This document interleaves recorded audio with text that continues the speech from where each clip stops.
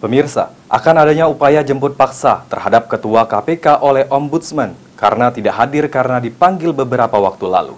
Disikapi oleh salah satu tokoh pemuda sekaligus mantan aktivis di Palembang, yang mana seharusnya Ombudsman bekerja sesuai tugas, yaitu mengawasi pelayanan publik. Sebagai salah satu tokoh pemuda yang juga mantan aktivis di Palembang, Arifin Kalender menyoroti bakal adanya upaya jemput paksa terhadap Ketua KPK yang juga mantan Kapolda Sumatera Selatan, Firly Bahuri, oleh Ombudsman yang seharusnya sebagai lembaga negara harus bekerja sesuai tugasnya. Di mana, menurut Arifin, Ombudsman harusnya mengawasi lembaga yang melayani publik dan sesuai dengan ranah dari Ombudsman itu sendiri, bukannya untuk ikut campur dalam urusan rumah tangga dari KPK.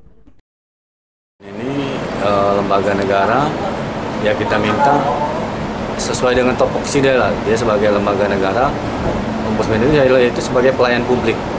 Ya pelayan publik ini ya pelayan publik terhadap pemerintah yang benar-benar ranahnya Ombudsman, bukan ikut campur dalam urusan rumah tangga orang seperti yang terjadi saat ini. Ada laporan salah satu orang perorangan melapor ke Ombudsman. Ombudsman itu mestinya tidak langsung menanggapi. Oh, ini bukan ranah Ombudsman. Ini ranah dia bukan di pelayanan publik. Ombudsman pun menurut Arifin harus dapat menolak terkait adanya laporan yang dilaporkan oleh seseorang karena bukan masuk dalam ranahnya, yaitu pelayanan publik. Firman Hidayat, Val TV.